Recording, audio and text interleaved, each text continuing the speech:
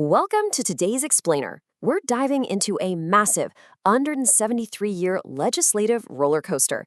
It's a story that kicks off with corporate colonial mismanagement of epic proportions and somehow culminates in the birth of the world's largest sovereign democracy. As you'll see, this isn't just a dry timeline of laws, it's the actual architectural blueprint of modern India. To tackle this dense history, we've broken things down into four distinct eras. We'll start with the first intervention in 1773, move to the rise of the Raj in 1858, look at the seeds of division in 1909, and finally, drafting of free India in 1946. These four turning points are basically our roadmap, taking us all the way from absolute, unchecked corporate exploitation to true sovereign freedom. Let's get right into it. Part 1. The First Intervention, 1773. So picture this. It's 1773, and the British government realizes they absolutely have to step in and manage a spiraling corporate disaster. The East India Company wasn't just trading spices. They were literally ruling Bengal through a brutal dual system. And the results? Complete catastrophe. We're talking severe famine, intense exploitation of the locals as both laborers and consumers, and ironically enough, the company itself was on the verge of bankruptcy. Just look at the sheer scale of this mess. The East India Company is begging the British government for a massive £1 million loan. Meanwhile, the British government is sitting on 7 million kilograms of rotting tea in London that actually belonged to the struggling company. It's wild. So, facing this total failure, Parliament steps in with a bailout, but it comes with major strings attached, the Regulating Act of 1773. This created centralized roles like the Governor General of Bengal and a Supreme Court at Calcutta to try and rein in all that rampant corruption. But here's the catch, and it's a big one. This historic first step was deeply flawed. They made the new Governor General, Lord Warren Hastings, essentially a puppet with absolutely no veto power over his own council. Plus, they created massive jurisdictional confusion between him and the new Supreme Court. Because the top bosses were deadlocked, the paralyzing corruption at the lower levels just kept on going. It really just goes to show slapping a new legal structure on top of a fundamentally broken system rarely fixes the root of the problem. Moving on to Part 2, Rise of the Raj, 1858. Now, things drastically shift after the devastating Indian Rebellion of 1857. This forced a total top-to-bottom overhaul of the failing corporate system. The Government of India Act of 1858 officially liquidated the East India Company. Done. Gone. The ineptitude that sparked the mutiny was blamed largely on the company's aggressive annexations and the messing with local religious customs. So total administrative control flipped directly to the British Crown. Queen Victoria was now in charge through a Secretary of State and a Viceroy, with a strict new policy of staying out of religious matters. But honestly, the most shocking detail from this era is right here. 560. Driven completely by the fear of future revolts, the British completely reversed their aggressive expansion policies. They deliberately left over 560 autocratic princely states totally untouched. Lord Canning actually called these local princes and large landholders natural breakwaters against any future tidal wave of rebellion. They essentially kept these perfectly preserved enclaves of autocratic rule scattered all across British India as a defense mechanism. Part 3. The Seeds of Division, 1909. Fast forward to the early 20th century, and rising Indian nationalism forces the British to make some new legislative concessions. This brings us to the Indian Councils Act of 1909, also known as the Morley-Minto Reforms.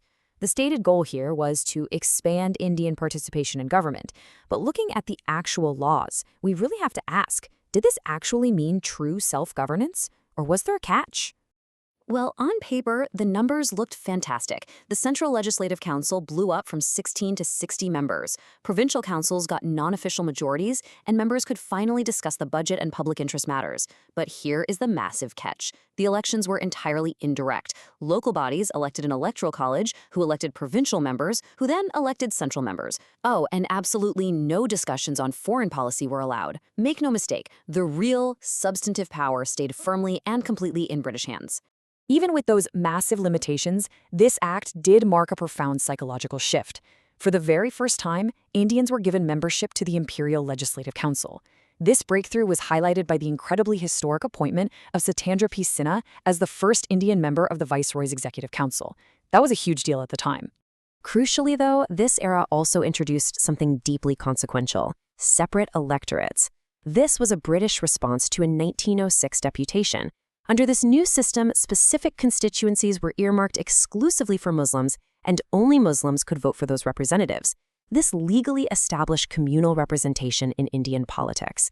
And you really can't overstate this. It's a dynamic that deeply impacted the trajectory of the subcontinent, planting the structural seeds that would eventually lead to the partition along religious lines. Which brings us to our final section, Drafting a Free India, 1946. This is the true culmination of decades of struggle, where India finally prepares to write its own destiny. Following the Cabinet Mission Plan of 1946, a constituent assembly was officially formed to draft a new constitution for a united sovereign republic. And it was an agonizingly meticulous process. The delegates sat for 114 days, spread over exactly 2 years, 11 months, and 18 days, carefully debating the very laws that would govern their new nation. And remember, they were doing this amidst immense turmoil. Following the tragic partition of the country in 1947, representatives from the areas incorporated into Pakistan left to form their own assembly. That left exactly 299 dedicated delegates remaining in the Indian Constituent Assembly to finish this absolute mammoth of a task. So who was actually in the room where it happened? Well, the Indian National Congress held a massive 69% majority, with the remaining 31% representing the princely states. But this assembly wasn't just some echo chamber. It held a vast, vibrant diversity of ideologies. You literally had conservatives sitting next to progressives, Marxists debating with liberals, and Hindu revivalists arguing with secularists. The renowned historian Granville Austin captured the essence of this perfectly. He called the assembly India in microcosm. Even though it was dominated by one party in what was essentially a one-party country at the time, it managed to be deeply representative. The Indian Constitution they drafted genuinely expressed the will of the many rather than just catering to the needs of the few. And proudly, it wasn't just diverse in political ideology either. By 1948, this assembly included 17 incredibly influential female members. Scholars today rightly remember these remarkable women as the true mothers of the Indian Constitution, as they brought a distinct feminist perspective and a shared vision of justice to the newly forming republic. But amid all this high-minded legal debate, Jawaharlal Nehru forcefully grounded everyone. He basically told the delegates that a constitution is completely useful if it can't solve the immediate, crushing problems of poverty and starvation facing the Indian people. This document couldn't just be abstract legal theory, it had to be a desperately needed tool for survival and social uplift. As we wrap up this explainer, I want to leave you with one final thought. Think about how this grueling 173-year legislative journey, from the botched bailout of a corrupt tea company in 1773, to the autocratic survival tactics of the British Crown, to the intense compromises of communal politics, was absolutely essential. It was by reacting to and eventually overcoming those immense historical pressures that a fractured colony forged the resilient foundation of the world's largest unified sovereign democracy. So what lessons can we take from that incredibly bumpy road today? Thank you so much for exploring this remarkable history with me.